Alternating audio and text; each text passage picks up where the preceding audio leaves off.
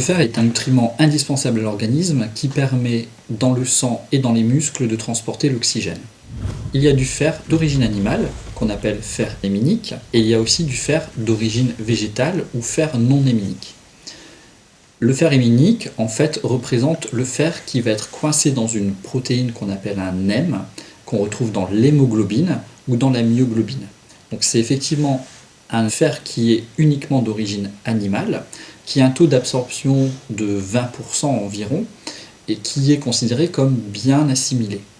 Le fer d'origine végétale, lui, est un fer qui n'est pas associé en fait à une protéine, qui est donc libre, et qui va être plus ou moins absorbé en fonction de son oxydation.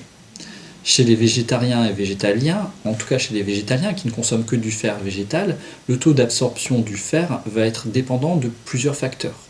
D'une part, des aliments qui vont être consommés au sein du repas en même temps que ce fer non héminique, donc la présence par exemple d'acides organiques comme l'acide ascorbique, qu'on appelle aussi la vitamine C, vont permettre d'augmenter l'absorption du fer. Le fait que les aliments soient cuits va permettre aussi l'absorption augmentée de fer. Le fait que la personne soit par exemple un peu anémie ou qu'elle ait des réserves inférieures va aussi augmenter l'absorption du fer. Enfin, il y a certains aliments qui vont limiter l'absorption du fer, notamment le café, le thé, qui sont souvent riches en polyphénol, en tanins, et qui peuvent limiter leur absorption. La présence de calcium aussi au cours du repas peut aussi diminuer en partie l'absorption du fer. Donc il y a plusieurs facteurs qui peuvent limiter leur absorption, mais il y a aussi des facteurs qui vont permettre une absorption facilitée du fer. Globalement, tous les aliments végétaux contiennent du fer, en plus ou moins grande quantité. Si je prends les aliments qui sont les plus riches en fer, ce seraient les légumineuses. Pour une raison assez simple, c'est que les légumineuses sont aussi très pauvres en eau. Si je prends la composition nutritionnelle des légumes et des légumes secs, la seule différence qu'il y a, c'est la teneur en eau entre ces deux aliments.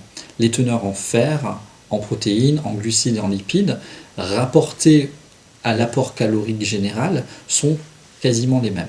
D'où l'appellation de légumes secs, puisqu'on a une sorte de légume qui contient moins d'eau. Donc, les légumes secs sont effectivement très riches en fer, rapportés à leur poids. Donc, le soja, les lentilles, les pois cassés, ces mêmes aliments qui sont riches en protéines et qu'on a souvent appelés viande du pauvre, puisqu'effectivement ils ont des compositions nutritionnelles qui se rapprochent de celles de la viande et qui permettent de couvrir à la fois les besoins en fer, mais aussi en protéines. En dehors des légumes secs, les aliments qui sont riches en fer sont les céréales, et les céréales essentiellement complètes, pour lesquelles rien n'a été enlevé. La couverture des besoins en fer chez les végétariens et végétaliens n'est absolument pas un problème. La preuve en est que statistiquement, il n'y a pas plus de personnes anémiées végétariennes ou végétaliennes que de personnes non végétariennes qui sont anémiées.